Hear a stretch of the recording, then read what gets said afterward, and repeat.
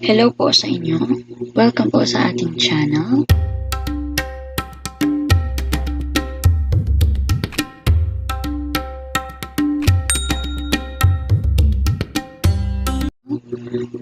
Pag-uusapan po natin ngayon ang tungkol sa WINS program bilang isang flagship ng OK sa DepEd o Oplan Kalusugan sa DepEd.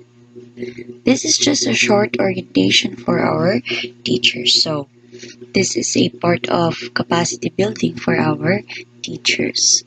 Bago po tayo magsimula, kung kayo po ay bago sa aming channel, hit subscribe po at i-click ang notification bell kung gusto nyo maging updated sa ating latest videos. So, what is WINS program? What are the elements of WINS? What are the things to be monitored? And what are the goals and the key components of WINS program? We have our objectives. The first one is to orient teachers about WASH in Schools WINS program. Second one, to be aware of the WINS monitoring system and things to be monitored.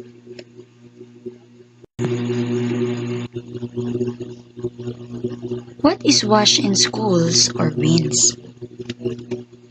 It is a school-based program that promotes correct hygiene and sanitation practices through hygiene and sanitation education and the provision of standards for safe water supply and appropriate sanitation facilities. Now let's talk about what are the key components and goals of WASH in Schools. WASH in Schools or WINS focuses on the standards for the promotion of a clean and safe school environment and correct hygiene and sanitation practices among learners. Its goals are reduces morbidity and mortality among school children that stem from poor hygiene and sanitation practices and the lack of safe drinking water and sanitation facilities. It promotes positive behavior change among the young and improves their health, quality of life, and prospects for a productive future, promotes gender equality, and affirms children's right to education. So those are the goals of WASH in Schools.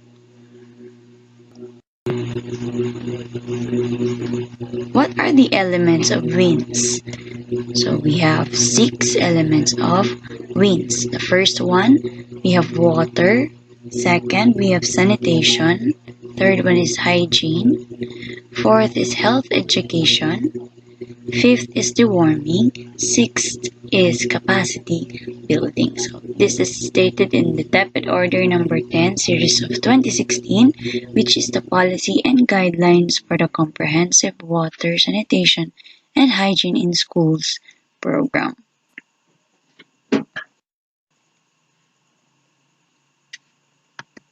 Okay, let's talk about water. So as stated in the policy, all schools should have an organized system to make adequate and safe drinking water, as well as clean water for hand washing, toilet use, menstrual hygiene management, and cleaning purposes available to all students during school hours.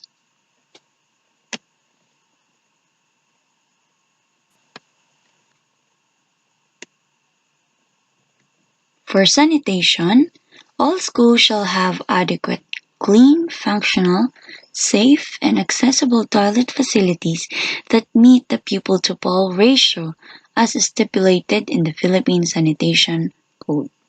The first one is to maintain cleanliness and safety in and the immediate vicinity of school premises through school-based solid waste management, proper drainage, and the elimination of all possible breeding grounds for mosquitoes to prevent vector-borne diseases. And the last one, to ensure safety in food handling and preparation. Moving on to hygiene. All students in school shall perform supervised daily group hand washing with soap and toothbrushing with fluoride, while a system and support mechanisms for effective menstrual hygiene management shall be ensured in all schools. For our fourth one, we have health education. All teachers, heads of schools, facilities coordinators, and health personnel shall be oriented on the DepEd WINS program. Trained teachers can conduct health education in coordination with community leaders during Parent-Teacher Association or PTA meetings. All pupils shall have a higher awareness of correct hygiene and sanitation practices and develop positive behaviors. For our deworming, at least 85% of all students shall be dewormed semi-annually. And the last is capacity building. All DepEd WINS program implementers shall undergo orientation on the program as needed.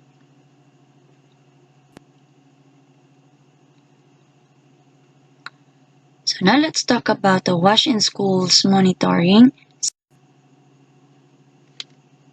So in here you can see an Excel format, and it's composed of 4 sheets. The first one is entry, matrix, 3 stars, and the last one is charts. So dito ka magta-type ng data sa entry sheet. And then, after mo na siyang ma-save, mag-automatic pag-generate ng data dito sa 3 sheets. Okay, so ano nga ba yung nasa entry? Yan. So we have letter A, the school profile. So dito yung date of survey, school year, level, your school name, school ID, and all about your school profile, including the total enrollment. For letter B, we have water access. So all of these 7 questions talk about water access. Does the school provide drinking water? Is the drinking water provided by the school for free? And so on and so forth. For letter C, this is sanitation, our third element. Talks about the toilet seats, functional and non-functional toilets, female toilets, and the cleanliness, and how often are sanitation facilities cleaned. So it talks about sanitation. So in here you can see our segregated trash bins with cover available in the following areas.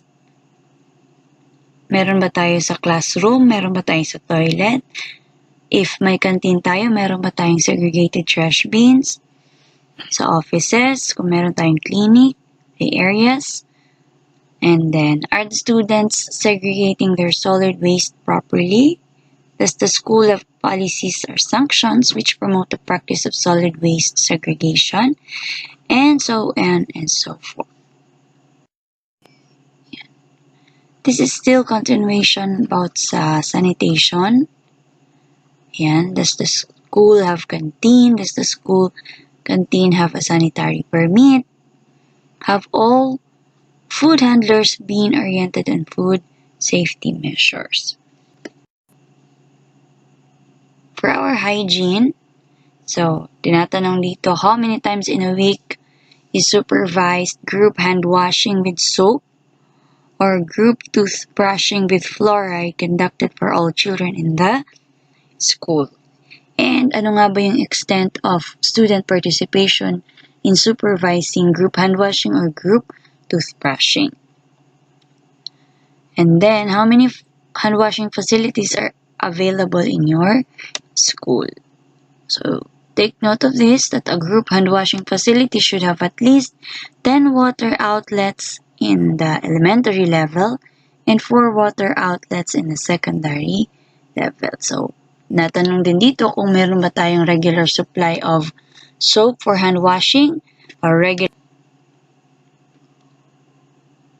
of toothbrush or toothpaste for toothbrushing. Yan. So, as a teacher, we must remind our pupils to perform hand washing during the following time. So, before silang kumain, after using the toilet, after handling soil and animals, after cleaning activities, or handling garbage after playing. And then, is there a regular supply of toothbrush and toothpaste for toothbrushing? Are the repair and maintenance requirements for wash facilities reflected in the SAP or AIP? And then, what are the sources of funds for WINS supplies? So, where can learners avail sanitary pads? So, mag-check lang tayo dyan kung available ba ito sa ating school canteen, sa school clinic natin, sa guidance office, or sa ating mga class advisors. So, is there information or proper disposal of sanitary napkins in the girls' toilets? Are there DepEd approved instructional materials on menstrual health for teachers and students? Or is there a designated rest space or changing room for girls with menstrual discomfort? So, parte po ng ating monitoring yung deworming.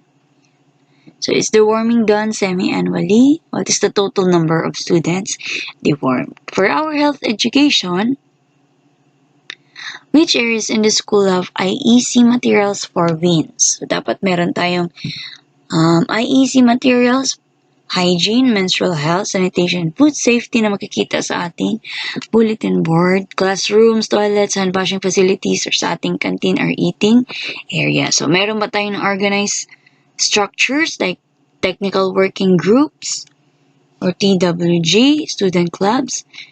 Parte ba ng ating INSEP ang WINS? Meron ba tayong learning materials available for teaching WINS? And is WINS being advocated in the GPTA assembly or PTA meetings? Are there planned and organized activities for advocating WINS to parents or stakeholders? And is WINS part of the core extracurricular program? So, yun lamang po ang tinatanong sa entry. Yun lamang po ang ating doon lang tayo mag-encode ng data. So, this is the second sheet. Ito po yung itsura ng second sheet, which is the WINS 3-star matrix for school. So, magre-reflect po dito, kung titingnan natin sa ating legend, red siya kapag 0 star. Meron tayong 5 categories: water, sanitation, hygiene, deworming, and health education. Okay. Red yung color kapag 0 star. Yellow kapag 1 star. Green kapag 2 stars. And blue kapag na-achieve natin yung 3 stars.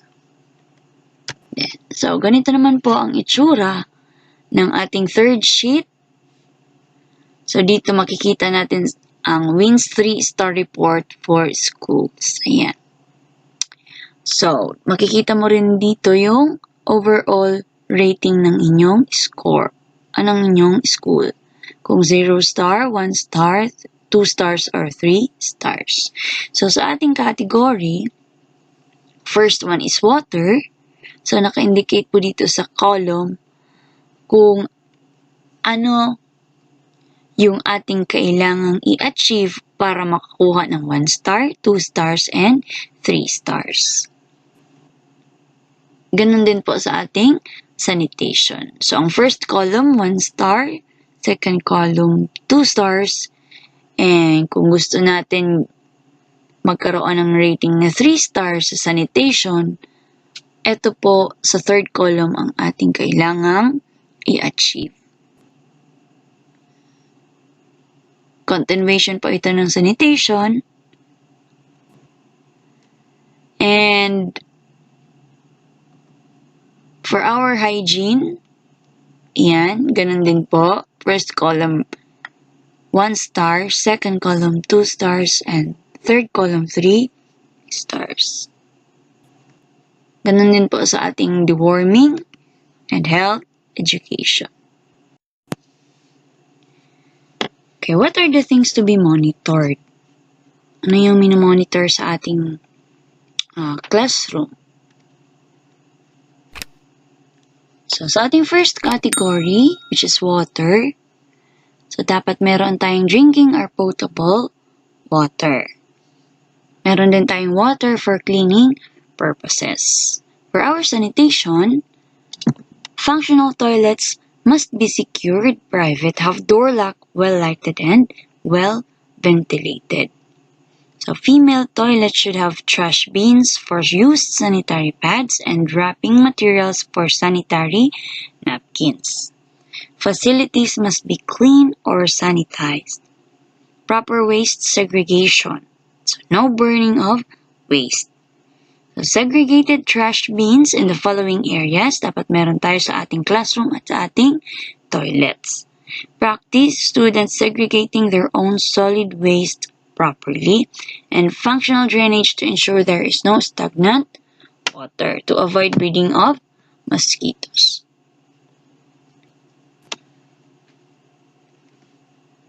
For our hygiene, we must conduct supervised hand washing with soap and toothbrushing with fluoride per group daily. We must have a regular supply of soap for hand washing available in classrooms, toilets, play areas, and toothbrush and toothpaste for toothbrushing. We also must remind children to perform individual hand washing the following times: before meals or after eating, after handling foods, after using the toilet, after handling soil and animals, after cleaning activities, and handling garbage or after playing. We must have sanitary pads per classroom. And then, infographics or informational materials about the proper disposal of sanitary napkins in girls' toilet. We also must have DepEd approved IEC or yung tinatawag nating Information, Education, Communications materials on menstrual health for teachers and students. And we must also have a designated rest space or changing room for girls with menstrual. Okay, next is deworming. So we must conduct deworming to achieve at least 85% of pupils semi-annually. For our health education, dapat meron tayong IEC materials for hygiene, menstrual health, sanitation, food safety na nakadisplay sa ating bulletin boards, classrooms, toilets, hand washing facilities, or sa ating canteen or ating eating areas. We must also organize structures like TWG to promote WINS. TWG is Technical Working Group. So, prepared learning materials for teaching WINS, and we must advocate WINS in the PTA or GPTA assembly. And that is the end of our presentation. So this is just a short orientation for our teachers para alam nila yung part nila sa WINS program ng OK sa DepEd.